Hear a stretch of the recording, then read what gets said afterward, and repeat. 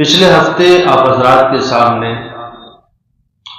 حضرت حسین رضی اللہ تعالی عنہ کے فضائل اور مناقب پر بات ہوئی تھی، اور اس کے ساتھ ساتھ 10 محرم الحرام کو جو آپ کی شہادت کا دردناک اور المناک واقعہ پیش آیا، اس کے ابتدائی حالات کے بارے میں بھی گفتگو ہوئی۔ اور جیسا کہ پچھلے ہفتے آپ حضرات کے سامنے میں نے عرض کیا تھا کہ آئندہ مجلس میں حضرت حسین رضی اللہ تعالیٰ عنہ کی شہادت کے اسباب اور حسین رضی اللہ تعالیٰ عنہ کے شہید کرنے والوں کے نام اور ان کی جماعت کا تذکرہ کیا جائے گا کہ کن لوگوں نے حضرت حسین رضی اللہ تعالیٰ عنہ کو اتنے بے رحمانہ طریقے سے، ظالمانہ طریقے سے اور سفاکانہ طریقے سے شہید کیا، اور آپ کی بے حرمتی کی، آپ کے اہل بیت کی بے حرمتی کی، اور طرح طرح کے مظالم کا آپ کو نشانہ بنایا۔ تو پچھلے ہفتے جیسا کہ آپ کے سامنے بات آئی تھی کہ جب حسین رضی اللہ تعالیٰ عنہ یزید کی بیعت نہ کر کے مکہ مکرمہ چلے گئے اور مکہ مکرمہ میں جا کر کے قیام کیا، تو کوفے والوں کو، عراق والوں کو جب پتہ چلا کہ حسین رضی اللہ تعالیٰ عنہ نے یزید کی بیعت سے انکار کر دیا ہے اور وہ مکہ المکرمہ میں جا کر کے مقیم ہو گئے ہیں، تو انہوں نے اپنے خط لکھنے شروع کیے، کیونکہ مجبوراً اور نہ چاہتے ہوئے انہوں نے یزید کی بیعت تو کر لی تھی، لیکن ان کا بھی دل چاہتا تھا کہ یزید کے بجائے حضرت حسین رضی اللہ تعالیٰ عنہ کو مسلمانوں کا خلیفہ بنایا جائے اور مسلمانوں کا امیر المومنین بنایا جائے۔ اس لیے کوفے والوں نے آپ کو بلانے کے لیے خط لکھنا شروع کیا۔ ایک خط آیا، دوسرا خط آیا، تیسرا خط آیا، یہاں تک کہ 12,000 کے قریب خطوط آئے، اور بہت سارے لوگ کوفے سے آپ سے ملنے کے لیے آئے، جن کا مضمون اور جن کا مفہوم یہی تھا، جن کا مطالبہ یہی تھا کہ آپ اللہ کے رسول کے نواسے ہیں، اور اس وقت پوری دنیا میں سب سے بہترین ہستی ہیں، اور خلافت کے لیے سب سے زیادہ آپ ہی حقدار ہیں۔ ہم یہ چاہتے ہیں کہ آپ خلیفہ بن جائیں اور ہمیں ظالمانہ حکومت سے نجات مل جائے، اور ایک عدل پسند، انصاف پسند، سنت رسول کے مطابق ہمیں حکومت مل جائے۔ اس لیے ہم چاہتے ہیں کہ آپ یہاں تشریف لائیں اور ہم آپ کے ہاتھوں پر بیعت کر کے آپ کو اپنا خلیفہ بنائیں۔ حسین رضی اللہ تعالیٰ عنہ نے جب اتنے مطالبات دیکھے اور اتنے خطوط دیکھے، اتنے سارے وفود کا آنا جانا دیکھا، تو اپنے ساتھیوں سے مشورہ کر کے پہلے اپنے چچا زاد بھائی حضرت مسلم بن عقیل رضی اللہ تعالیٰ عنہ کو حالات کا جائزہ لینے کے لیے بھیجا، اور ان کے ساتھ اپنا ایک خط لکھ کر کے بھیج دیا۔ حضرت مسلم بن عقیل رضی اللہ تعالیٰ عنہ مکہ سے مدینہ گئے اور رسول اللہ صلی اللہ علیہ وسلم کے روضہ مقدسہ پر حاضری دی، اپنے گھر والوں سے ملاقات کی، اس کے بعد کوفہ کے لیے روانہ ہو۔ جب مسلم بن عقیل رضی اللہ تعالیٰ عنہ کوفہ پہنچے تو مختار بن ابی عبید کے گھر میں جا کے انہوں نے قیام کیا۔ جب لوگوں کو پتہ چلا کہ مسلم بن عقیل رضی اللہ تعالیٰ عنہ کوفہ آئے ہیں اور حسین رضی اللہ تعالیٰ عنہ نے ان کو بھیجا ہے، تو لوگوں کا آنا جانا شروع ہوا۔ کہتے ہیں چند دنوں کے اندر تقریباً 18,000 لوگوں نے حضرت مسلم بن عقیل رضی اللہ تعالیٰ عنہ کے ہاتھ پر بیعت کی حضرت حسین رضی اللہ عنہ کی خلافت کے لیے۔ جو بھی وفد آتا تھا حضرت مسلم بن عقیل اس کو حضرت حسین رضی اللہ عنہ کا خط پڑھ کر سنا دیتے تھے، کہ جس کا مضمون یہ تھا کہ مجھے تم لوگوں کے خطوط ملے ہیں، میں اپنے معتمد بھائی مسلم بن عقیل کو تمہارے پاس حالات کا جائزہ لینے کے لیے بھیج رہا ہوں، جب وہ ہمیں اطلاع کر دیں گے کہ وہاں کا ماحول میرے لیے مناسب ہے اور میرے لیے وہاں جانا بہتر ہے، تو میں تم لوگوں کی خدمت میں آ جاؤں گا اور ایک اسلامی معیاری خلافت قائم کروں گا اور ظلم و ستم کی حکومت سے، ظالمانہ حکومت سے تم سب کو نجات دلاؤں گا۔ تو چند دنوں کے اندر 18,000 لوگوں نے بیعت کر لی۔ مسلم بن عقیل رضی اللہ تعالیٰ عنہ نے جب یہ حال دیکھا اور یہ ماحول دیکھا کہ کوفہ کے مسلمان تو حسین رضی اللہ تعالیٰ عنہ کی آمد کے لیے بے چین ہیں، بے قرار ہیں، ان کے دل حضرت حسین رضی اللہ عنہ کی محبت میں بھرے ہوئے، تو انہوں نے خط لکھ دیا حسین رضی اللہ تعالیٰ عنہ کے لیے کہ آپ تشریف لے آئیے، یہاں کا ماحول آپ کے لیے بالکل سازگار ہے۔ جب یہ خط حسین رضی اللہ تعالیٰ عنہ کو ملا تو انہوں نے جانے کی تیاری کر دی۔ ادھر اللہ کی مرضی سے، اللہ کی قضا اور قدر سے حالات نے پلٹا کھانا شروع کیا۔ وہ اس طرح کہ کوفہ کے جو گورنر تھے وہ حضرت نعمان بن بشیر تھے، وہ اہل بیت کی محبت اپنے دل میں رکھتے تھے، حسین رضی اللہ عنہ کی محبت اپنے دل میں رکھتے تھے، لیکن یزید کی طرف سے وہ کوفہ کے گورنر تھے۔ ان کو جب پتہ چلا کہ مسلم بن عقیل حضرت حسین رضی اللہ عنہ کے لیے بیعت لے رہے ہیں، تو انہوں نے ایک تقریر بیان کی، مجمع جمع کیا لوگوں کو اور کوفے کے لوگوں کے سامنے ایک تقریر فرمائی کہ دیکھو میں کسی سے مقابلہ نہیں کرنا چاہتا، نہ میں شبہ کی بنیاد پر کسی کو گرفتار کرنا چاہتا ہوں، البتہ اگر تم لوگ اپنے امیر کی مخالفت کرو گے تو پھر تلوار مجھے اٹھانی پڑے گی۔ اتنا انہوں نے خطبہ دیا اور تشریف لے گئے۔ کہتے ایک شخص تھا عبداللہ ابن مسلم، اس نے جب کوفے کے حالات کو دیکھا تو اس نے ڈائریکٹ یزید کو خط لکھا، اور یزید کو خط اس نے لکھ کر کے اس میں مضمون لکھا، کیا آپ کو کوفہ کی سرزمین پیاری نہیں ہے؟ کیا آپ یہ چاہتے ہیں کہ کوفہ کا علاقہ، عراق کا علاقہ آپ کے ہاتھوں سے نکل جائے؟ اگر آپ ایسا نہیں چاہتے ہیں تو جلدی سے جلدی کوفہ کے اوپر کسی سخت آدمی کو حکمراں بناؤ، کیونکہ یہاں پر حالات ایسے ہیں، کیونکہ حسین کے لیے یہاں پر بیعت لی جا رہی ہے اور ان کے لیے ماحول بنایا جائے۔ اور یہاں کے جو گورنر ہیں نعمان بن بشیر، وہ جان بوجھ کر جو ہے چشم پوشی کر رہے ہیں، نرمی کا مظاہرہ کر رہے ہیں، ان لوگوں کے خلاف کوئی کارروائی نہیں کر رہے ہیں۔ جب یزید کو یہ پتہ چلا تو اس نے فوراً آنن فانن یہ حکم جاری کیا کہ کوفہ کا گورنر ابن زیاد کو بنایا جاتا ہے۔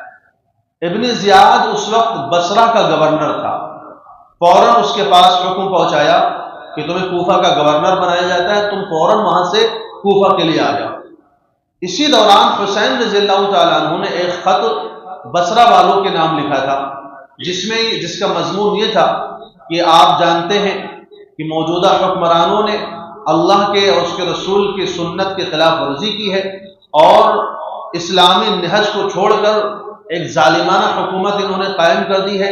تم سب کی ذمہ داری ہے کہ اللہ اس کے رسول کے طریقے کے مطابق آؤ۔ تو یہ خط جب بصرے والوں کو پہنچا تو انہوں نے اس خط کو پوشیدہ رکھا، لیکن ایک شخص تھا جس کو یہ شک ہوا کہ ایسا نہیں کہ آدمی ابن زیاد ہی کا جاسوس ہو، تو اس نے وہ خط ابن زیاد کے ہاتھوں پہنچا دیا، اور اس جاسوس کو جس نے حضرت حسین کا خط پہنچایا تھا اس کو بھی ابن زیاد کے پاس پہنچا دیا۔ جب ابن زیاد کو معلوم ہوا تو اس نے ایک تقریر کی لوگوں کو جمع کر کے کہ دیکھو تم میں سے جو میری اطاعت کرے گا میں اس کے لیے مہربان باپ ہوں اور شفیق بھائی ہوں، اور اگر کوئی میری مخالفت کرے گا تو میں اس کے لیے عذاب علیم ہوں۔ میں فی الحال کوفہ جا رہا ہوں، لیکن تم لوگ ہوش میں رہنا، کہیں میری مخالفت پر آمادہ نہیں ہو جانا، ورنہ تم میں سے ہر کوئی اپنی جان کا ذمہ دار ہو۔ یہ کہہ کر کے ابن زیاد صرف 3 آدمیوں کے ساتھ کوفہ کے لیے روانہ ہو گئے۔ ایک تھے شریک ابن آور، دوسرے تھے مسلم بن عمر باہلی۔ 3 افراد کے ساتھ یہ کوفہ روانہ ہوا، اور جب ابن زیاد کوفہ پہنچا تو چونکہ ان لوگوں کا ایک مزاج ہوتا تھا کہ وہ چہرے پر کپڑا باندھ کر کے رکھتے تھے، تو کوفے میں جب یہ داخل ہوا تو کوفے والے چونکہ حضرت حسین رضی اللہ تعالیٰ عنہ کو پہچانتے نہیں تھے، اکثریت ان کی جو ہے ان سے واقف نہیں تھی، تو انہوں نے کیا سمجھا کہ حسین رضی اللہ عنہ آ گئے۔ اس لیے اب ابن زیاد کوفے کی جس بھی گلی سے گزرتا تھا ہر طرف سے یہی نعرہ آتا تھا، مرحبا بک یا ابن رسول اللہ، مرحبا بک یا ابن رسول اللہ، رسول اللہ کے بیٹے کو خوش آمدید ہے، رسول اللہ کے بیٹے کو خوش آمدید ہے۔ پوری گلی کوفہ کا چپا چپا، کوفہ کا علاقہ اس کو اسی نام سے پکار رہا، مرحبا بک یا ابن رسول اللہ۔ ابن زیاد اندر ہی اندر دیکھ کر کے کڑ رہا تھا۔ ادھر نعمان ابن بشیر رضی اللہ عنہ کو جب پتا چلا کہ حضرت حسین رضی اللہ عنہ تشریف لے آئے ہیں، تو انہوں نے اپنے گھر کا دروازہ بند کر لیا اور چپ چاپ اندر بیٹھ گئے، بجائے اس کی کہ کوئی کارروائی کرتے اور اپنی فوج کو میدان میں اتارتے۔ انہوں نے اہل بیت کے احترام میں اپنے گھر کا دروازہ بند کر لیا۔ ابن زیاد یہ سب کچھ دیکھتا ہوا جا رہا ہے۔ بالآخر حضرت نعمان کے دروازے پر پہنچا اور دروازہ کھٹکھٹایا، اور اس نے بتایا کہ میں حسین نہیں ہوں، میں ابن زیاد ہوں، اور مجھے یہاں کا حاکم بنایا گیا ہے، گورنر بنایا گیا ہے۔ اس کے بعد اگلے روز ابن زیاد نے کوفہ کے لوگوں کو جمع کیا اور تقریر کی کہ دیکھو مجھے یہاں کا گورنر بنایا گیا ہے، جو شخص اپنے امیر کی اطاعت کرے گا، جو شخص اپنے امیر کی تابعداری کرے گا، اس کے ساتھ اچھا سلوک کیا جائے گا، اس کے حقوق اسے دلائے جائیں گے، لیکن جو امیر کی مخالفت کرے گا، جو اپنے امیر کے خلاف بغاوت کرے گا، اس کے ساتھ تشدد کیا جائے گا، سختی سے نمٹا جائے گا۔ پھر اس نے حضرت مسلم ابن عقیل رضی اللہ تعالیٰ عنہ کا پتہ لگانے کے لیے ایک آدمی کو 3000 روپے دیے کہ جاؤ کسی طرح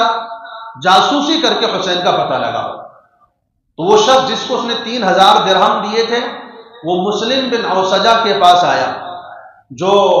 حضرت مسلم بن عقیل کے رازدار سمجھے جاتے تھے۔ ان کے پاس آیا اور کہنے لگا کہ میں ملک شام سے آیا ہوں، میرے دل میں اہل بیت کی محبت ہے، اور یہ 3000 درہم لے کر کے آیا ہوں تاکہ حضرت مسلم کے حوالے کروں۔ اگر آپ مجھے ان کا پتہ بتا دیں یا ان سے ملا دیں تو میں ان کی خدمت میں یہ پیسہ، یہ رقم پیش کرنا چاہتا ہوں۔ چالاکی یہ تھی کہ کسی طرح مسلم بن عقیل تک پہنچا جائے۔ ادھر مسلم بن عقیل رضی اللہ عنہ کو جب پتہ چلا کہ ابن زیاد یہاں آ چکا ہے اور یہاں کا گورنر بن چکا ہے، اور اس طرح کی اس نے تقریر فرمائی ہے، تو مسلم بن عقیل رضی اللہ عنہ جو اس وقت مختار کے گھر میں مقیم تھے، وہاں سے نکل کر کے ہانی بن عروہ کے مقام پر گھر میں چلے گئے۔ ہانی بن عروہ نے جب ان کو اپنے گھر میں دیکھا تو اس نے کہا کہ میرا دل تو نہیں چاہتا تھا کہ میں اس مشکل کو اپنے سر پر اٹھاؤں، لیکن چونکہ آپ اہل بیت میں سے ہیں اور آپ ہمارے گھر میں آ چکے ہیں، اس لیے اب میں مجبور ہوں کہ آپ کی میں حفاظت کروں اور آپ کو میں پناہ دوں۔ تو ہانی بن عروہ کے مکان پر جا کر کے مقیم ہو گئے۔ اتفاق سے ہانی بن عروہ کی طبیعت خراب ہوئی تو ابن زیاد ان کی عیادت کے لیے آیا۔ جب ابن زیاد ان کی عیادت کے لیے آیا تو وہاں پر کچھ لوگ موجود تھے۔ انہوں نے حضرت مسلم بن عقیل سے فرمایا کہ اچھا موقع ہے، دشمن سامنے ہے اور اس کو مار دو، اس کو قتل کر دو، تاکہ تمہاری بھی جان بچ جائے گی، حسین کی بھی جان بچ جائے گی، اور جس مقصد کے لیے حسین رضی اللہ تعالیٰ عنہ یہاں پر آ رہے ہیں، جس عظیم مقصد کے تحت حسین رضی اللہ تعالیٰ عنہ کوفہ تشریف لانے والے ہیں، اس مقصد میں بھی کامیابی مل جائے گی اور آسانی ہو جائے گی۔ شریک ابن آور جو ابن زیاد کے ساتھ بصرہ سے آئے تھے، انہوں نے بھی یہی مشورہ دیا مسلم ابن عقیل کو کہ آپ اس کو قتل کر دیں، باقی کا معاملہ میں بصرہ جا کر کے سنبھال لوں گا، اور یہاں پر حسین رضی اللہ عنہ کی خلافت کے لیے اور ان کی جو ہے حکومت کے لیے راستہ صاف ہو جائے گا۔ لیکن مسلم بن عقیل رضی اللہ تعالیٰ عنہ کو یہ گوارا نہیں ہوا، اور انہوں نے کہا کہ ہم اس طرح دھوکے سے اپنے دشمن کو نہیں مار سکتے، ہم اہل بیت ہیں، ہمارا تعلق جس گھرانے سے ہے ہمارے لیے زیب نہیں دیتا ہے کہ ہم اپنے دشمن کو دھوکے سے قتل کریں۔ سوچئے ذرا، اگر کوئی عام آدمی ہوتا تو سوچتا کہ ہمیں اچھا موقع مل گیا دشمن کو قتل کرنے کا، لیکن مسلم بن عقیل کو اپنی بھی موت نظر آ رہی ہے، حسین رضی اللہ عنہ کی بھی شہادت نظر آ رہی ہے، اپنے اہل بیت کی بھی شہادت نظر آ رہی، اس کے باوجود وہ کوئی ایسا قدم نہیں اٹھانا چاہ رہے ہیں کہ جس میں اللہ کی یا اس کے رسول کی سنت کی مخالفت ہو، کہ دشمن کے ساتھ دھوکہ اور غداری کر کے اس کو قتل کیا جائے۔ بالآخر ابن زیاد آیا اور اس نے آ کر کے ہانی ابن عروہ کی عیادت دی اور وہ واپس بھی چلا گیا، لیکن نہ ہانی ابن عروہ نے اس کو قتل کرنا پسند کیا، حضرت مسلم بن عقیل نے اس کو قتل کرنا پسند کیا۔ بالآخر جس آدمی کو اس نے 3000 درہم دیے تھے، اس آدمی کو انہوں نے لا کر کے حضرت مسلم ابن عقیل سے ملوا دیا اور وہ پیسے اس نے ان کے حوالے کر دیے۔ اس نے سارا معاملہ جا کر کے ابن زیاد کو بتا دیا کہ مسلم بن عقیل کہیں اور نہیں، ہانی ابن عروہ کے مکان میں چھپے ہوئے ہیں، وہیں پر وہ روپوش ہیں، وہیں پر ان کا قیام ہے۔ تو ابن زیاد نے ہانی ابن عروہ کو بلایا کہ جاؤ ان کو بلا کے لاؤ، بہت دنوں سے ان سے ملاقات نہیں ہوئی ہے۔ لوگوں نے کہا کہ ابھی ان کی طبیعت اچھی نہیں ہے، تو ابن زیاد نے کہا نہیں، طبیعت تو اچھی ہو گئی ہے، جاؤ ان کو بلا کے لاؤ۔ تو جب ان کو بلایا گیا تو ان کو یہ بتایا گیا کہ ابن زیاد آپ سے ملاقات کرنا چاہتا ہے۔ ان کو کچھ نہیں بتایا گیا کہ ابن زیاد کو ساری باتوں کا علم ہو چکا ہے۔ جب ہانی ابن عروہ ابن زیاد کے محل کے قریب پہنچے تو ان کو احساس ہو گیا کہ ماحول کچھ خراب ہو رہا ہے اور حالات کچھ تبدیل ہو رہے ہیں۔ تو انہوں نے کہا کہ یہاں پر ہمیں دھوکے سے لایا گیا ہے، لیکن اس میں ان کو جو ساتھ میں لے جانے والے تھے اسماء ابن خارجہ، انہوں نے کہا کہ ہم آپ کو امان دیتے ہیں، آپ کے ساتھ کوئی برا سلوک نہیں کیا جائے گا۔ جب ہانی ابن عروہ ابن زیاد کے پاس پہنچے تو اس نے ایک جملہ بولا، ارید حیاتہ و یرید قتلی، میں اس کو تو زندہ رکھنا چاہتا ہوں اور وہ مجھے قتل کرنا چاہتا ہے۔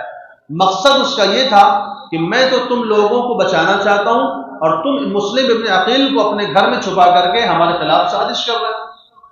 تو انہوں نے کہا ایسا کچھ بھی تو نہیں ہے۔ تو وہ جاسوس جو حسین رضی اللہ عنہ کے پاس گیا تھا وہ سامنے آ گیا۔ تب ہانی ابن عروہ کو یہ حالات کا علم ہوا تو انہوں نے کہا دیکھو، ہم نے نہ مسلم ابن عقیل کو اپنے گھر بلایا ہے، نہ ہم نے ان کو پناہ دی ہے، چونکہ وہ خود چل کر ہمارے گھر آ گئے تھے، ہمارے گھر میں داخل ہو گئے تھے، اس لیے ہمیں حیا ہوئی، ہمیں عار محسوس ہوئی کہ ہم نبی صلی اللہ علیہ وسلم کے گھرانے کے ایک فرد کو اپنے گھر سے نکال دیں، اس لیے ہم نے ان کو اپنے گھر میں قیام کر لیا۔ تو اس نے کہا کہ چلو ان کو ہمارے حوالے کر دو، ہم تمہیں کچھ نہیں کہیں گے۔ تو ہانی بن عروہ نے کہا یہ کسی قیمت پر ہم جو ہے گوارہ نہیں کریں گے کہ اپنے مہمان کو تمہارے حوالے کریں تاکہ تم ان کو قتل کر دو۔ تو ابن زیاد نے کہا نہیں، ہم ان کو قتل نہیں کریں گے، ہم ان کے ساتھ اچھا سلوک کریں گے۔ تو ہانی بن عروہ کسی بھی قیمت پر راضی نہیں ہوا، تو ابن زیاد نے ان کو مارنا شروع کیا، اپنے لوگوں سے ان کو خوب مار لگائی، یہاں تک کہ ہانی بن عروہ نے کہا اگر تم نے مجھے قتل کر دیا تو تمہاری حکومت اور تمہارا تخت یہاں پر باقی نہیں رہنے پائے گا، کیونکہ ہانی بن عروہ کے گھرانے کے وہاں پر بہت سارے افراد تھے کوفے کے اندر۔ بالآخر ان کو چھوڑ دیا گیا اور کوفے کے علاقے میں خبر مشہور ہو گئی کہ ہانی ابن عروہ کو قتل کر دیا گیا۔ تو جب یہ خبر مشہور ہوئی تو ان کے خاندان کے بہت سارے لوگ انہوں نے آ کر کے ابن زیاد کے اس محل کا گھیراؤ کر لیا، محاصرہ کر لیا۔ ادھر مسلم بن عقیل رضی اللہ عنہ کو جو پتہ چلا کہ ابن زیاد کے محل کا گھیراؤ کر لیا گیا ہے، محاصرہ کر لیا گیا ہے، تو انہوں نے بھی ان لوگوں کو جمع کیے جو 18,000 لوگوں نے حسین رضی اللہ عنہ کے واسطے ان کے ہاتھ پر بیعت کی تھی۔ تو کہتے ہیں 4,000 لوگ ان میں سے آئے اور انہوں نے آ کر کے ابن زیاد کے محل کا گھیراؤ کر لیا، یعنی بہت بڑی تعداد نے آ کر کے اس قصر کا محاصرہ کیا۔ اب مورخین کیا بتاتے ہیں کہ اس وقت ابن زیاد کے محل میں صرف 30 افراد موجود تھے، باہر مسلم بن عقیل رضی اللہ عنہ کے ساتھ 4,000 کا لشکر آیا ہوا ہے، اس کے علاوہ ہانی ابن عروہ کے خاندان کے ہزاروں لوگ وہاں موجود ہیں، اور محل کے اندر صرف 30 افراد موجود ہیں۔ ابن زیاد نے محل کے دروازے بند کروا دیے تاکہ لوگ محل میں داخل نہ ہونے پائیں، اور جا کر کے اندر جو کوفے کے مختلف گھرانوں کے جو سردار لوگ موجود تھے جن سے میٹنگ کرنے کے لیے، مشورے کرنے کے لیے ابن زیاد نے ان کو بلایا تھا، اس نے ان سے کہا کہ جاؤ تم اپنے اپنے خاندان کے اور اپنے اپنے علاقے کے لوگوں کو یہاں سے بھگاؤ اور ان کو یہاں سے منتشر کرو۔ چنانچہ وہ لوگ آئے اور ہر سردار نے اپنے اپنے خاندان اور اپنے اپنے قبیلے کے لوگوں کو وہاں سے جانے کا کہا کہ ہانی ابن عروہ زندہ ہے، وہ قتل نہیں کیے گئے ہیں، تم پریشان نہ ہو اور تم یہاں سے روانہ ہو جاؤ، نکل جاؤ۔ کہتے ہیں جب سرداروں نے آ کر کے اپنی اپنی باتیں کی ہیں تو تو اس وقت مسلم بن عقیل رضی اللہ عنہ جن کے ساتھ 4000 لوگ آئے تھے صرف 30 آدمی بچے. حالانکہ اگر وہ 4000 لوگ چاہتے تو محل کے اوپر حملہ کر کے، محل پر چڑھاوا کر کے، محل کا محاصرہ کر کے وہ 30 افراد جو محل کے اندر موجود تھے ان کو آسانی سے قتل کر سکتے تھے اور ابن زیاد کا خاتمہ کر سکتے تھے. لیکن ان 4000 لوگوں نے جنہوں نے اپنے دل میں محبت حسین کا دعویٰ کیا ہوا تھا، جنہوں نے یہ دعویٰ کر رکھا تھا کہ ہمارے دل میں حسین رضی اللہ عنہ کی محبت ہے، ان کی اتنی ہمت نہیں ہوئی، ان کو اتنی جسارت نہیں ہوئی کہ وہ ان 30 افراد سے مقابلہ کر کے ابن زیاد کو قتل کرے. بالآخر جب مسلم بن عقیل رضی اللہ عنہ کے پاس صرف 30 افراد بچے تو مسلم بن عقیل رضی اللہ تعالیٰ عنہ وہاں سے نکل گئے اور لڑکھڑاتے ہوئے پریشان حالت میں ایک بڑھیا کے دروازے پر پہنچ گئے اور وہاں جا کر بیٹھ گئے. جب اس دروازے پر پہنچے ہیں تو مورخین فرماتے ہیں مسلم بن عقیل رضی اللہ عنہ کے ساتھ ایک بھی آدمی نہیں تھا. کہاں 18,000 لوگوں نے بیعت کی تھی اور کہاں 2-4 دن میں حالات ایسے ہوئے کہ اب مسلم بن عقیل کو پناہ دینے کے لیے کوئی تیار نہیں ہے، مسلم بن عقیل کی حفاظت کرنے کے لیے کوئی تیار نہیں ہے. اکیلے کوفہ کی گلیوں میں مسلم بن عقیل رضی اللہ تعالیٰ عنہ مارے پھر رہے ہیں، یہاں تک کہ ایک بڑھیا کے دروازے پر جا کر بیٹھ جاتے ہیں اور اس سے پانی مانگتے ہیں، وہ پانی دیتی ہے. پھر اس کے بعد وہ کہتی آپ یہاں سے جائیں، یہاں کیوں بیٹھے ہوئے؟ 3-4 مرتبہ وہ عورت بولتی آپ یہاں سے جائیں، یہاں کیوں بیٹھے ہوئے ہیں؟ تو انہوں نے کہا میں تو یہاں مسافر ہوں، اجنبی ہوں، میرا یہاں کوئی گھر نہیں ہے، میرا خاندان نہیں ہے، میں رسول اللہ صلی اللہ علیہ وسلم کے خاندان سے ہوں اور حسین رضی اللہ عنہ کا چچا زاد بھائی ہوں، میں ان کی حمایت کے لیے یہاں آیا ہوا تھا، لیکن یہاں پر لوگوں نے ایسا غداری اور دھوکے کا معاملہ کیا. بالآخر اس بڑھیا نے ان کو اپنے گھر میں پناہ دے دی، چھپا دیا. اس کے بیٹے ہلال جو اسی محاصرے میں باہر گئے ہوئے تھے، جب وہ اندر آئے تو اس نے دیکھا کہ بڑھیا بار بار اندر جا رہی باہر آ رہی، تو اس نے پوچھا کیا آپ نے کچھ چھپایا ہوا ہے؟ تو اس نے کہا نہیں کچھ نہیں ہے. بالآخر ادھر ابن زیاد کو جب معلوم ہوا کہ محل کے ارد گرد جو محاصرہ تھا وہ ختم ہو گیا ہے، لوگوں کا شور ختم ہو گیا ہے، تو اس نے دروازے کھلوائے تو دیکھا وہاں پر میدان صاف تھا. اس نے کوفہ کی مسجد میں لوگوں کو جمع کیا اور ایک تقریر کی کہ دیکھو مسلم بن عقیل نے بہت بڑی بیوقوفی کی ہے. مسلمان ایک کلمے پر ایک جماعت پر جمع تھے، انہوں نے آ کر کے تفرقہ ڈالنے کی کوشش کی ہے، لہذا اب اگر کسی کے بارے میں پتہ چلا کہ اس نے مسلم بن عقیل کو پناہ دی ہے اس کو قتل کر دیا جائے گا، اس سے میرا ذمہ بری ہے، اور جو بھی ان کا ساتھ دینے کی کوشش کرے گا وہ خود اپنی جان کا ذمہ دار ہے. پھر 70 افراد کو جب اس بڑھیا کے لڑکے کو بھی پتا چلا کہ ابن زیاد نے ایسی تقریر کی تو اس نے اپنی جان بچانے کے لیے جا کے بتا دیا کہ مسلم بن عقیل جو ہمارے گھر میں چھپے ہوئے. بڑھیا نے ہمدردی میں اپنے بیٹے کو بتا دیا اور اس بیٹے نے جا کر کے ابن زیاد کو اطلاع کر دی کہ مسلم بن عقیل ہمارے گھر میں چھپے ہوئے. ابن زیاد نے 70 افراد کو ان کو گرفتار کرنے کے لیے بھیجا. مسلم بن عقیل رضی اللہ عنہ نے تنے تنہا ان کا مقابلہ کیا، کافی دیر تک ان سے مقابلہ کرتے رہے. بالآخر جب تھک ہار کر کے بیٹھ گئے تو ایک دیوار کے سہارے بیٹھ گئے تو ان کو گرفتار کیا گیا، سواری پر سوار کیا گیا اور ابن زیاد کے محل میں لے جانے لگے. تو ان کو گرفتار کرنے والوں میں محمد بن اشعث بھی شامل تھے.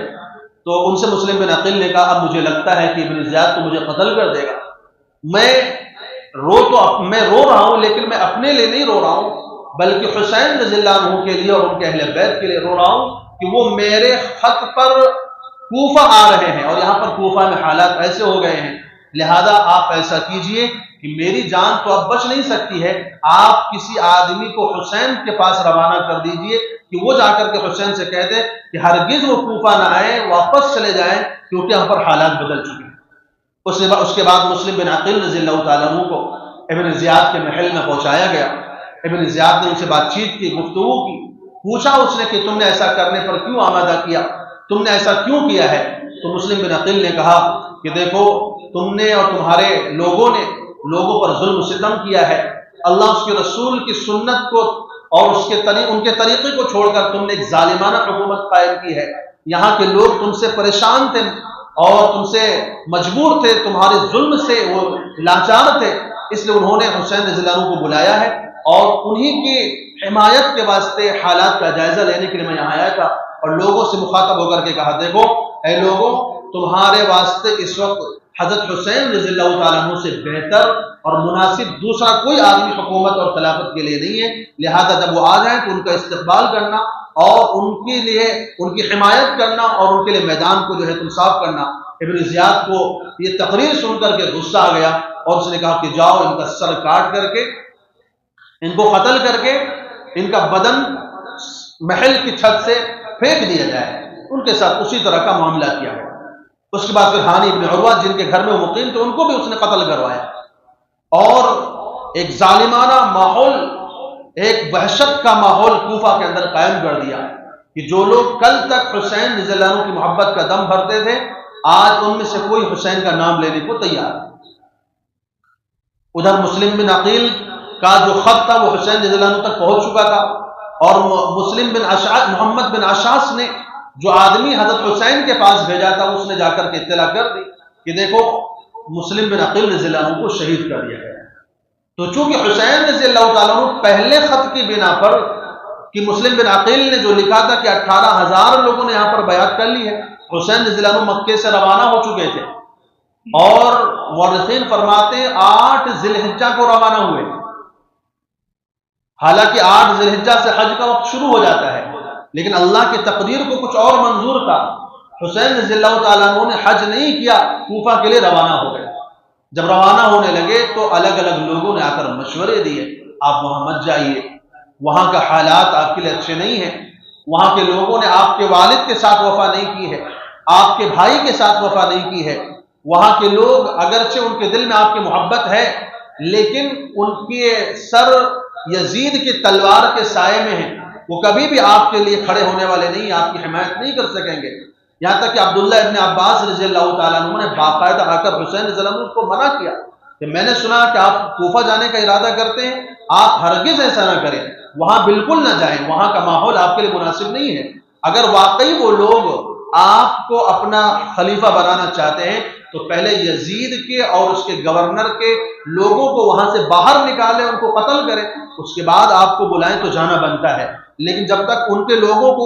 وہاں سے ہٹاتے نہیں ہیں اور یزید کے حکمرانوں کو قتل نہیں کرتے ہیں، اس کے باوجود وہ آپ کو بلا رہے ہیں تو ان کے سر ان کے تلواروں کے سائے کے نیچے ہیں، وہ آپ کے لیے سر نہیں اٹھا سکیں گے۔ لیکن حسین رضی اللہ تعالیٰ عنہ کے ذہن میں ایک مقصد تھا کہ ایک علی منہاج السنہ رسول اللہ صلی اللہ علیہ وسلم کے سنت کے مطابق ایک خلافت قائم کی جائے، حکومت قائم کی جائے، اور اس جبر اور ظلم والی حکومت سے لوگوں کو نجات دلایا جائے، لوگوں کے اندر قرآن اور سنت کو عام کیا جائے۔ اس مقصد کے لیے حسین رضی اللہ تعالیٰ عنہ چونکہ روانگی کا ارادہ کر چکے تھے تو انہوں نے حضرت عبداللہ ابن عباس رضی اللہ عنہ کے مشورے کے اوپر بھی عمل نہیں کیا، دیگر بھی صحابہ کے مشورے کے اوپر بھی عمل نہیں کیا، یہاں تک کہ راستے میں ان کے چچا زاد بھائی حضرت عبداللہ ابن جعفر رضی اللہ تعالیٰ عنہ کو جو پتہ چلا، انہوں نے بھی خط لکھ کر کے اپنے بیٹوں کو روانہ کیا کہ جاؤ حسین کو روکو، اور اس خط میں انہوں نے یہی لکھا تھا کہ میں نے سنا کہ آپ کوفہ جا رہے ہیں، آپ کو جہاں میرا یہ خط ملے فوراً وہیں سے آپ مکہ واپس آ جائیں، ہرگز میں آپ کو اللہ کا واسطہ دیتا ہوں آپ کوفہ نہ جائیں، وہاں کے لوگ آپ کے ساتھ وفا نہیں کریں گے، اور اگر خدا نخواستہ آپ کو شہید کر دیا گیا تو زمین پر اللہ کا نور بجھ جائے گا، کیونکہ اس وقت آپ پوری دنیا کے مسلمانوں کے لیے واحد سہارا ہیں، پوری دنیا کے مسلمانوں میں سب سے افضل ہستی ہے، لہذا آپ وہاں پر نہ جائیں۔ لیکن حسین رضی اللہ تعالیٰ عنہ نے کہا میں نے خواب دیکھا ہے اور اس خواب کو میں کسی سے بیان نہیں کرتا، اور اس خواب کی تکمیل کے لیے میں ادھر جانا چاہتا ہوں۔ انہوں نے خواب بیان نہیں کیا کہ میں نے خواب میں دیکھا کیا ہے، البتہ انہوں نے کہا کہ مجھے رسول اللہ صلی اللہ علیہ وسلم نے آ کے خواب میں یہ حکم فرمایا ہے، اس لیے میں اب ادھر جا رہا ہوں۔ راستے میں ان کو حضرت مسلم بن عقیل رضی اللہ عنہ کی شہادت کی خبر ملی تو لوگوں سے مشورہ کیا اور ساتھ والوں کو کہا کہ اگر تم چاہو تو واپس چلے جاؤ یا پھر ہم ہی واپس چلتے، اب جانا وہاں مناسب نہیں لگ رہا ہے۔ تو مسلم بن عقیل رضی اللہ تعالیٰ عنہ کی جو اولاد تھے، ان کے جو گھر والے تھے، انہوں نے کہا نہیں، ہمارے والد کو شہید کیا گیا ہے، ہم بدلہ لیے بغیر واپس نہیں جائیں گے۔ تو حسین رضی اللہ تعالیٰ عنہ نہ چاہتے ہوئے بھی انہوں نے اپنا سفر جاری رکھا، اگرچہ ان کو معلوم ہو چکا تھا کہ اب وہاں جانے سے کوئی فائدہ نہیں ہے، ماحول بدل چکا ہے۔ اس کے بعد آپ نے ایک خط کوفے والوں کے نام بھیجا، جس میں انہوں نے ان کے خطوط کا حوالہ بھی دیا اور اپنی نسبت کا اور اپنے خاندان کا حوالہ دیا کہ تم لوگوں نے بلایا ہے تو میں آیا ہوں۔ وہ قاصد جب ابن زیاد کے پاس گیا تو ابن زیاد نے اس قاصد کو مجبور کیا کہ خلافت کے قصر خلافت پر جا کر کے حسین رضی اللہ عنہ کو برا بھلا کہے اور ان کو سب و شتم کرے، ان کو گالیاں دے۔ اس نے جا کر کے خطبہ شروع کیا اور کہا حسین رضی اللہ تعالیٰ عنہ نبی صلی اللہ علیہ وسلم کے نواسے ہیں اور نبی صلی اللہ علیہ وسلم کے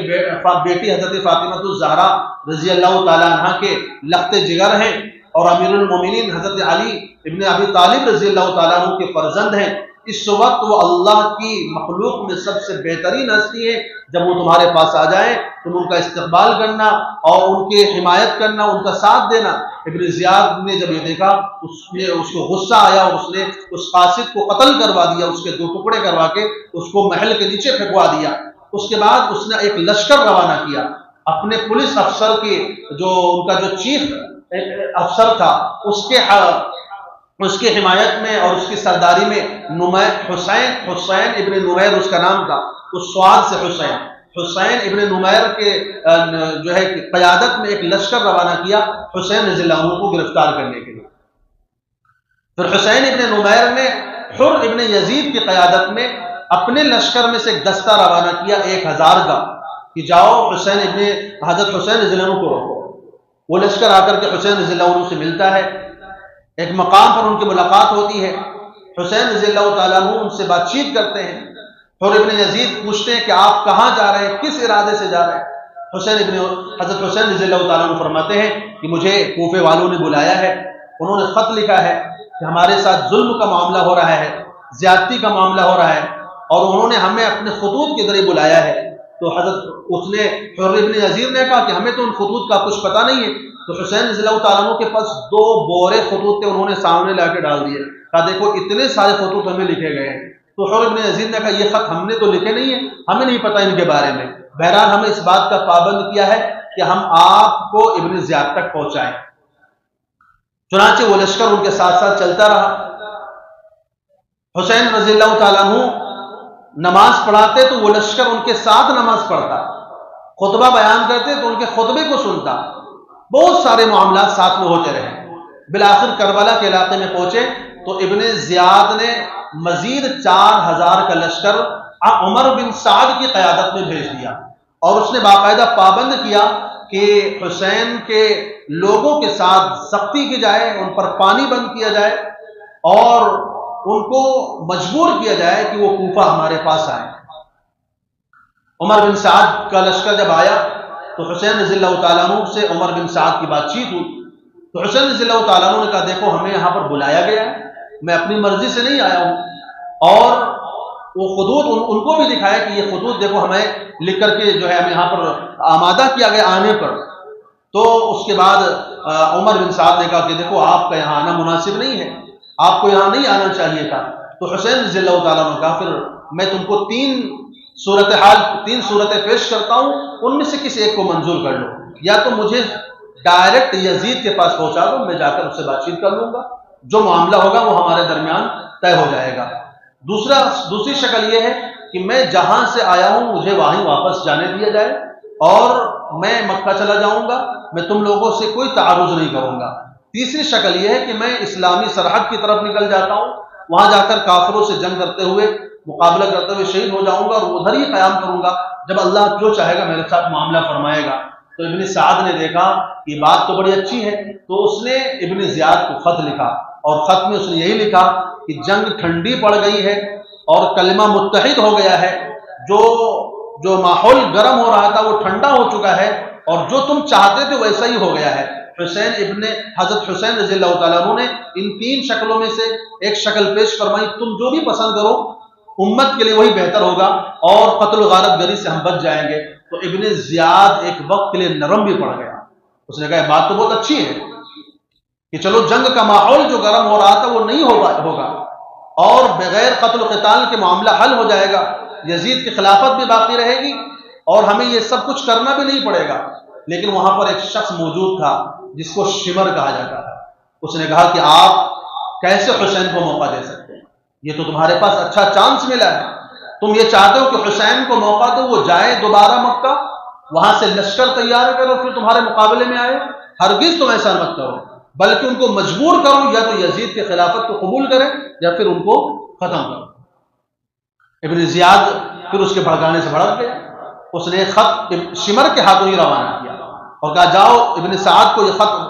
پہنچا دو، اور اس کو دیکھنا اگر وہ ذرہ برابر بھی نرمی دکھاتا ہے تو اس کو قتل کر دینا اور تم لشکر کے کمانڈر بن جانا، تم سے پیسہ لار بن جانا۔ ابن شمر آیا وہ خط لکھ کر کے، ابن زیاد نے اس خط میں لکھا تھا کہ میں نے تمہیں وہاں حسین کو پکڑنے کے لیے، ان سے مقابلہ کرنے کے لیے بھیجا ہے، صلح کرنے کے لیے، بات چیت کرنے کے لیے نہیں بھیجا ہے۔ یا تو تم ان کے ساتھ سختی کرو اور ان کے ساتھ مقابلہ کرو، یا پھر لشکر کی جو ہے کمانڈری شمر کے حوالے کر دو۔ بالآخر جب شمر کے حوالے لشکر کی ذمہ داری آ گئی تو اس نے کہا کہ ہم بغیر کسی بات چیت کے جنگ کرنا چاہتے ہیں۔ 9 محرم الحرام کا یہ معاملہ ہے۔ حسین رضی اللہ تعالیٰ عنہ نے کہا آج کی رات ہمیں مہلت دے دو، ہم اللہ کی عبادت میں، توبہ اور استغفار میں اس رات کو گزارنا چاہتے ہیں۔ اسی رات کہتے ہیں حسین رضی اللہ تعالیٰ عنہ نے خواب دیکھا، اور خواب میں انہوں نے دیکھا کہ رسول اللہ صلی اللہ علیہ وسلم فرما رہے ہیں کہ تم ہمارے پاس آنے والے ہو۔ رسول اللہ صلی اللہ علیہ وسلم کے اس خواب کو دیکھا تو وہ بیدار ہوئے ایک آواز کے ساتھ۔ گھر والوں کو، اہل بیت کو پتہ چل گیا تو انہوں نے بتایا کہ ایسا ایسا خواب دیکھا ہے۔ اہل بیت رونے لگ گئے تو حسین رضی اللہ تعالیٰ عنہ نے اللہ کا شکر ادا کیا، تمام تعریف اللہ کے لیے جس نے ہمیں ایمان دیا،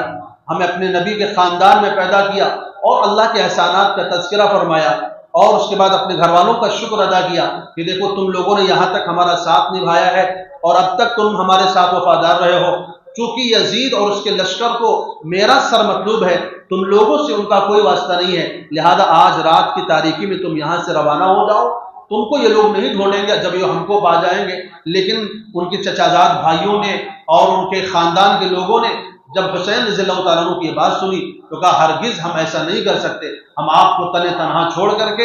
اور ایسے اگر ہم چلے جائیں گے تو ہم اللہ کو اور لوگوں کو کیا منہ دکھائیں گے کہ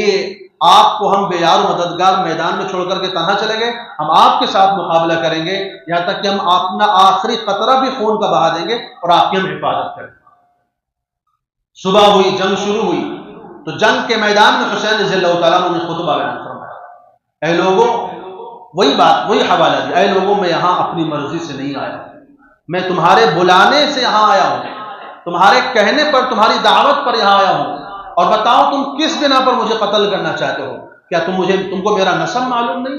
کیا میں رسول اللہ صلی اللہ علیہ وسلم کا نواسہ نہیں؟ کیا میں حضرت فاطمہ کا بیٹا نہیں؟ کیا میں حضرت علی کا فرزند نہیں؟ کیا میرے بھائی حضرت حسن نہیں؟ اور کیا نبی صلی اللہ علیہ وسلم نے میرے بارے میں ایسا ایسا نہیں فرمایا ہے؟ کیا نبی صلی اللہ علیہ وسلم نے میرے تعلق سے یہ نہیں فرمایا کہ میں جنتی جوانوں کا سردار ہوں گا؟ کیا نبی صلی اللہ علیہ وسلم نے مجھے اپنی گودی میں نہیں کھلایا؟ ان تمام چیزوں کا حوالہ دیا حسین رضی اللہ تعالیٰ عنہ نے، اور کہا اگر تم نہیں مانتے ہو میری بات کو تو فلاں سے پوچھ لو، فلاں سے پوچھ لو، فلاں سے پوچھ لو، یہ تمہارے لشکر میں موجود ہے، یہ اس بات کی گواہی دیں گے کہ نبی صلی اللہ علیہ وسلم نے میرے بارے میں ایسا فرمایا ہے۔ تم کو میرا نسب حسب اور میرا خاندان،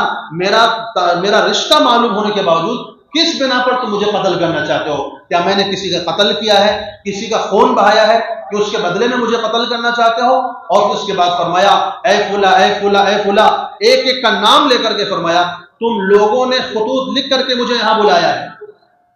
خطوط نکال کر دکھائے، دیکھو تم لوگوں نے خطوط لکھ کر کے یہاں پر بلایا ہے اور تم آج میرے مقابلے میں کھڑے ہو، مجھے قتل کرنا چاہتے ہو۔ یہ کہہ کر کے حضرت حسین رضی اللہ تعالیٰ عنہ گھوڑے سے نیچے تشریف لے آئے۔ ایک شخص تھے زبیر ابن الخیر، وہ کہنے لگے لوگوں تمہارا ستیہ ناش ہو، تم فاطمہ کے بیٹے پر ابن زیاد کو ترجیح دیتے ہو، اگر تم نے ان کو قتل کر دیا تو تمہارے لیے ہلاکت تمہارا مقدر بن جائے گی اور جہنم تمہارا مقدر بن جائے گی۔ یزید بن حر ابن یزید نے بھی لوگوں کو حوالہ دیا کہ لوگوں تم پہلے خط لکھ کر کے ان کو بلاتے ہو اور اس کے بعد پھر ان کو قتل کرتے ہو، ان کے لیے دریائے فرات کا پانی بند کرتے ہو، جس کا پانی یہودی بھی پیتے ہیں، عیسائی بھی پیتے ہیں، جانور بھی پیتے ہیں، تم نبی کے نواسے کو، نبی کے خاندان کے لوگوں پر اس کا پانی بند کرتے ہو، تم کس طرف جا رہے ہو اور کس ہلاکت اور بربادی کی طرف جا رہے ہو؟ لیکن لوگوں کو پر اس کا اثر نہیں ہوا۔ شمر نے دیکھا کہ لوگ حسین رضی اللہ تعالیٰ عنہ کی طرف بڑھنا نہیں چاہ رہے، سب کے دل میں ان کا احترام تھا، لیکن مجبور تھے ابن زیاد کی وجہ سے۔ مجبور تھے یزید کے فرمان کی وجہ سے کہ ان کو قتل کیا جائے، ان کی لاش کو روندا جائے، گھوڑوں سے ان کے لاش کو روند کر کے ان کے لاش کا مسئلہ بنایا جائے، ان کے ٹکڑے ٹکڑے کیے جائے۔ اس لیے کسی کی ہمت تو نہیں ہو رہی آگے بڑھنے کی، شمر لڑکاتا ہے لوگوں کو اور لوگ بڑھتے ہیں، میدان جنگ شروع ہوتا ہے، آپ کے خاندان کے ایک ایک افراد شہید ہونا شروع ہوتے ہیں، آپ کے بھتیجے شہید ہوتے ہیں، آپ کے بیٹے شہید ہوتے ہیں۔ اسی دوران کہتے ہیں ظہر کا وقت ہو جاتا ہے، ظہر کی نماز حضرت حسین رضی اللہ تعالیٰ عنہ صلاۃ الخوف کے انداز میں پڑھتے ہیں۔ اس کے بعد صورتحال ایسی کہ آپ کے جتنے بھی ساتھی تھے تقریباً شہید ہو گئے، شام کا وقت ہونے والا ہے، پیاس سے حسین رضی اللہ تعالیٰ عنہ بے حال ہے۔ بالکل آخر وہ دریائے فرات کی طرف بڑھتے ہیں تو لشکر کا مقابلہ ہے، لشکر کو دوڑاتے تو کہتے جدھر جاتے لشکر ادھر صاف ہو جاتا ہے، تتر بتر ہو جاتا ہے۔ حیرت کی بات ہے کہ جس کے خاندان کے لوگ شہید ہو گئے، جس کے اپنے اولاد، اپنے بھتیجے، اپنے بھائی میدان میں شہید ہو گئے، اور حالات ایسے کہ 3 دن سے پانی نہیں ملا ہے، اور بہادری کا عالم یہ ہے کہ جدھر جاتے ہیں دشمن کا لشکر ادھر سے بھاگ جاتا ہے۔ جاتے ہیں دریائے فرات پر پانی بھرتے ہیں، پانی بھر رہے ہیں، اسی دوران ایک شخص تھا مالک ابن نصیر، اس نے آپ کے چہرے پر جبڑے پر تیر چلایا جو آر پار ہو گیا۔ اس کے بعد شمر نے چند لوگوں کا گروپ بنا کر کے حسین رضی اللہ عنہ پر تیروں کی بارش کرنے کا حکم دیا۔ ان لوگوں نے حسین رضی اللہ تعالیٰ عنہ پر تیروں کی بارش کی۔ شمر نے کہا دیکھتے کیا ہو، جاؤ حسین کا سر قلم کر دو۔ کسی کے اندر ہمت نہیں ہو رہی، یہاں تک کہ اس کے لشکر کے بعض لوگ رو رہے ہیں کہ تم کر کیا رہے ہو، کس کے ساتھ تمہارا یہ معاملہ ہو رہا ہے۔ لیکن کہتے ہیں ایک شخص بدبخت تھا مالک ابن سنان نام کا، وہ آگے بڑھتا ہے اور شمر کے اس آرڈر پر وہ عمل کرتا ہے اور حسین رضی اللہ تعالیٰ عنہ کے ساتھ وہ معاملہ کر دیتا ہے، یعنی حسین رضی اللہ عنہ کو شہید کر دیتا ہے۔ انا للہ و انا الیہ راجعون۔ ایسے ظالمانہ طریقے سے نبی صلی اللہ علیہ وسلم کے اس نواسے کو، جس کو نبی صلی اللہ علیہ وسلم چوما کرتے تھے، اپنی گودی میں کھلاتے تھے، انہی کا کلمہ پڑھنے والوں نے اور علی رضی اللہ عنہ کی محبت کا، حسین رضی اللہ تعالیٰ عنہ کی محبت کا دم بھرنے والوں لوگوں نے خود ان کے یزید کے لشکر میں شامل ہو کر کے ان کو شہید کیا، اور اس کے بعد ان کی لاش کو گھوڑوں سے انہوں نے ویسے روندا، انا للہ و انا الیہ راجعون، اور بہت ہی برا سلوک ان کی لاش کے ساتھ انہوں نے کیا۔ پچھلے ہفتے بھی میں نے آپ کے سامنے عرض کیا تھا کہ میں آپ کے سامنے بتانے کی کوشش کروں گا کہ کون لوگ تھے جنہوں نے حسین رضی اللہ عنہ کو خط لکھ کر بلایا تھا، اور پھر کون لوگ تھے جو ابن زیاد کے لشکر میں شامل ہو کر کے انہوں نے حسین رضی اللہ عنہ کو شہید کیا۔ میں نے آپ کے سامنے بتایا کہ جب ابن زیاد کوفہ آیا تھا تو صرف 3 افراد کے ساتھ آیا تھا، ان میں سے ایک مالک ابن اشتر، ان کا بھی انتقال ہو گیا کوفہ میں۔ کوئی لشکر ابن زیاد ساتھ نہیں لے کر کے آیا تھا۔ جن 18,000 لوگوں نے حسین رضی اللہ عنہ کی بیعت کے لیے حضرت مسلم بن عقیل رضی اللہ خلافت کے واسطے مسلم بن عقیل کے ہاتھوں پر بیعت کی، وہی 18,000 لوگوں میں سے یہ 5-6 ہزار کا لشکر جو میدان کربلا میں 72 لوگوں کا مقابلہ کرنے کے لیے آیا ہے، انہی 18,000 لوگوں میں سے تھا۔ انہی لوگوں نے حسین رضی اللہ عنہ کو خط لکھ کر بلایا ہے، پھر انہوں نے حسین رضی اللہ عنہ کے ساتھ غداری کی ہے، دھوکہ دیا ہے۔ یزید کے خوف سے، ابن زیاد کے خوف سے یہ خود اس کے لشکر میں شامل ہو کر کے گئے ہیں، اور پھر انہی لوگوں نے حسین رضی اللہ عنہ کو شہید کیا ہے۔ راج ماتم مناتے ہیں اور